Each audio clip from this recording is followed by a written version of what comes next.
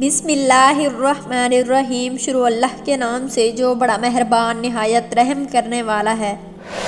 امیہ ابن خلف مکے کے سرداروں میں سے ایک اہم سردار تھا جو کفر اور شرک کا بہت بڑا پیشوا اور اسلام اور مسلمانوں کے حق میں روئے زمین کا ایک بہت بڑا شیطان تھا۔ ایک دن اس کو پتہ چلا کہ اس کے کسی غلام نے بتوں کو پوجنے سے انکار کر کے کسی اور کو معبود بنا رکھا ہے۔ اس نے غلام کو فوراً بلا کر یہ پوچھا کہ میں نے سنا ہے کہ تم نے کوئی اور معبود بنا لیا ہے، سچ سچ بتاؤ کہ تم کس کی عبادت کرتے ہو؟ غلام نے کہا کہ محمد صلی اللہ علیہ وآلہ وسلم کے خدا کی۔ امیہ ابن خلف غصے سے لال پیلا ہو گیا اور کہنے لگا کہ محمد کی خدا کی پرستش کرنے کا یہ مطلب ہوا کہ تم ہمارے مقدس بتوں کی دشمن بن گئے ہو۔ سیدھی طرح راہ پہ آ جاؤ ورنہ ذلت کے ساتھ مارے جاؤ گے۔ میں یہ ہرگز برداشت نہیں کر سکتا ہوں کہ تم بتوں کی پوجا کرنے والوں کے غلام رہ کر محمد کے خدا کی پرستش کرو۔ وہ غلام جو توحید کا سچے دل سے شیدائی ہو چکا تھا، اس نے بے دھڑک امیہ کو جواب دیا کہ میرے جسم پر تو تمہارا زور چل سکتا ہے، لیکن میں اپنا دل اور اپنی جان محمد صلی اللہ علیہ وآلہ وسلم اور اس کے خدا کے پاس رکھ چکا ہوں۔ اب اللہ کی عبادت ہی میری زندگی کا مقصد ہے اور تمہارے خود کے بنائے ہوئے بتوں کو پوجنا میرے بس کی بات نہیں ہے۔ یہ جواب سن کر امیہ بن خلف غیظ و غضب سے دیوانہ ہو گیا۔ ایک غلام نے اسے بے دھڑک جواب دے دیا تھا۔ اس نے کڑک کر کہا، اچھا تو پھر اپنی بے دینی کا مزہ چکھ، دیکھوں گا کہ میں محمد اور اس کا خدا تجھے کیسے بچاتے ہیں۔ امیہ کے تشدد شروع ہو گئے۔ مکہ کی زمین گرمی کے سبب بڑی مشہور تھی۔ وہ مجھے اپنے غلام کو دوپہر کی تپتی دھوپ میں زمین پر لٹا کر سینے پر بھاری پتھر رکھ دیتا تھا کہ وہ کروٹ نہ لے سکے، پھر کہتا تھا کہ محمد کے دین سے باز آ جاؤ، لیکن اس ظلم کے باوجود بھی اس غلام کے منہ سے سوائے احد احد کے کچھ نہ نکلتا تھا۔ امیہ مزید غضبناک ہو کر اذیتیں مزید بڑھاتا گیا۔ ایک مرتبہ تو امیہ نے اس ظلم کی انتہا کر دی، پورا ایک دن اور پوری ایک رات غلام کو بھوکا پیاسا رکھا اور تپتی ہوئی ریت پر لٹا کر اسے تڑپانے کا تماشا دیکھتا رہا۔ اس کی یہ کوشش بھی غلام کو حق سے نہ ہٹا سکی۔ آخر تھک ہار کر امیہ نے مکے کے بدمعاش لڑکوں کو بلایا اور ان سے کہا کہ اس غلام کو اتنی اذیتیں دو کہ یہ محمد اور اس کے خدا کا نام لینا بھول جائے۔ یہ لڑکے امیہ کی خوشی حاصل کرنے کے لیے اسے بے بس غلام کو بری طرح مارتے پیٹتے تھے، جسم کے کپڑے اتروا کر لوہے کی چادریں پہنا کر تپتی دھوپ میں کھڑا کر دیتے تھے، لیکن غلام کی زبان سے احد احد کے سوا کچھ نہ نکلتا تھا۔ اسلام کی راہ میں یہ بے پناہ اذیتیں سہنے والا صحابی کوئی اور نہیں بلکہ حضرت بلال حبشی رضی اللہ عنہ تھے۔ انہی ظلم و ستم کے دوران ایک دن حضرت ابوبکر صدیق رضی اللہ عنہ کا ادھر سے گزر ہوا۔ آپ رضی اللہ عنہ نے امیہ سے فرمایا کہ امیہ، اتنے بے کس اور مظلوم پر اتنے ظلم و ستم نہ کر۔ اس نے تمہارا کیا بگاڑا ہے؟ وہ خدائے واحد کی عبادت کرتا ہے۔ اگر تو اس پر احسان کرے تو یہ احسان آخرت میں تمہارے کام آئے گا۔ اس پر امیہ نے نہایت حقارت سے کہا کہ میں تمہاری اس خیالی آخرت کے دن کو نہیں مانتا، جو میرے دل میں آئے گا میں وہی کروں گا۔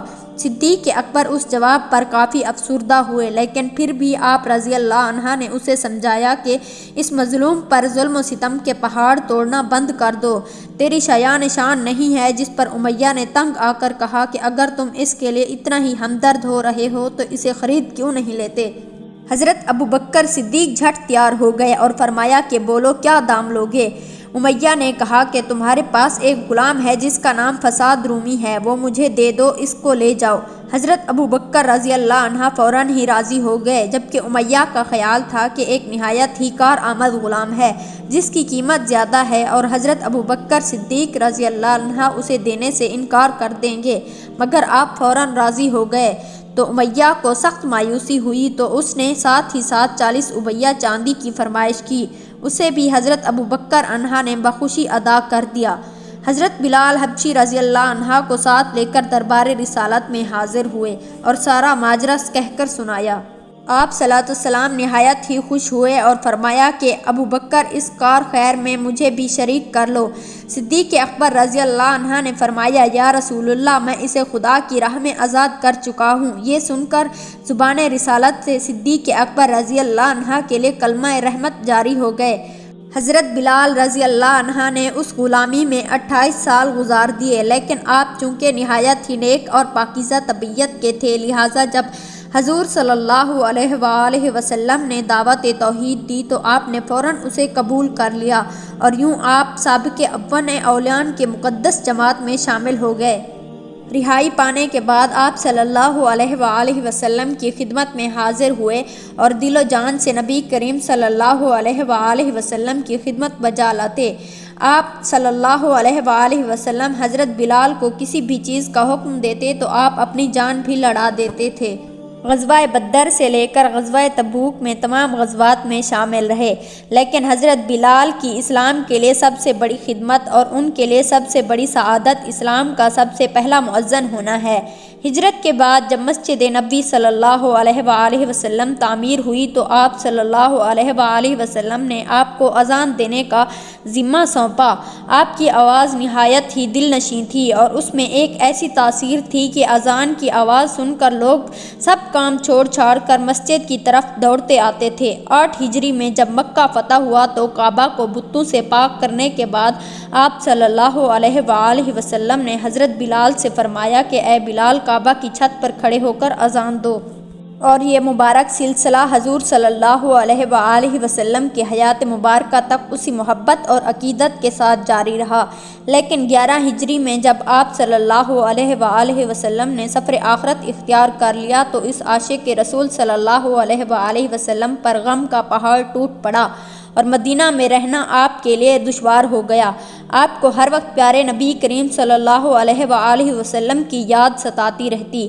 آپ صلی اللہ علیہ وآلہ وسلم سے آپ نے سنا ہوا تھا کہ مومن کے لیے سب سے افضل عمل جہاد فی سبیل اللہ ہے، لہٰذا آپ رضی اللہ عنہ نے خلیفہ اول حضرت ابوبکر صدیق کی خدمت میں حاضر ہوئے اور جہاد پر جانے کی اجازت طلب کی، لیکن حضرت ابوبکر رضی اللہ عنہ نے آپ کو خدا کا واسطہ دے کر کہا کہ مجھے اس بڑھاپے میں تنہا چھوڑ کر مت جاؤ، تو حضرت بلال نے اس شرط پر ابوبکر رضی اللہ عنہ کی بات مان لی کہ وہ رسول صلی اللہ علیہ وآلہ وسلم کے بعد کسی کے لیے اذان نہیں دیں گے۔ حضرت ابوبکر رضی اللہ عنہ نے ان کی یہ بات مان لی، لیکن آپ کے دور خلافت کے بعد خلیفہ دوم حضرت فاروق اعظم رضی اللہ عنہ کے دور میں بھی جب بیت المقدس کی تسخیر کے لیے شام جانا پڑا تو وہاں عیسائیوں سے صلح نامہ طے پانے کے بعد حضرت عمر فاروق رضی اللہ عنہ نے ایک خطبہ دیا اور حضرت بلال سے درخواست کی کہ آج جب کہ قبلہ اول پر توحید کا پرچم لہرا دیا ہے تو اس باعظمت موقع پر اگر آپ اذان دیں تو ہم آپ کے مشکور رہیں گے۔ حضرت بلال نے یہی اذان دینی شروع کی تو صحابہ کرام کو عہد نبی کی مبارک یاد تازہ ہو گئی اور ان پر رکت طاری ہو گئی۔ شام کے معرکہ کے بعد حضرت بلال نے شام ہی کے ایک گاؤں میں رہائش اختیار کی، کیونکہ مدینہ میں ہر وقت آپ کو آپ صلی اللہ علیہ وآلہ وسلم کی یاد ستاتی رہتی تھی۔ لیکن ایک دن آپ نے خواب میں آپ صلی اللہ علیہ وآلہ وسلم کی زیارت کی۔ آپ ان سے فرما رہے تھے کہ اے بلال، کیا ابھی وقت نہیں آیا کہ تم ہماری زیارت کے لیے آؤ؟ اس خواب نے آپ کو بہت تڑپا دیا اور آپ بے تاب ہو کر فوراً مدینہ روانہ ہو گئے۔ مدینہ پہنچ کر حضرت بلال نے روضہ اقدس پر حاضری دی اور اس درد سے روئے کہ حاضرین بھی اشک بار ہو گئے۔ وہیں حضرت امام حسن رضی اللہ عنہ اور حضرت حسین رضی اللہ عنہ بھی موجود تھے۔ نانا کے پیارے نواسوں کو دیکھ کر آپ نے اپنے ساتھ چمٹایا اور بے تحاشا چومنے لگے۔ حضرت حسن اور حضرت حسین نے آپ سے اذان فجر کی فرمائش کی، بھلا اس میں رد کرنے کی کہاں گنجائش تھی۔ اگلے دن جب فجر کا وقت ہوا تو آپ نے اذان دینی شروع کی۔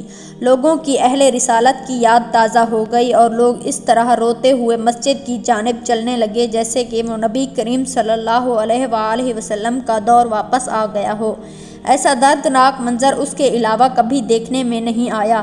حضرت بلال حبشی رضی اللہ عنہ نے 60 سال کی عمر میں وفات پائی۔ اس کا مزار دمشق میں ہے اور آپ کو دربار رسالت میں خاص مقام حاصل تھا۔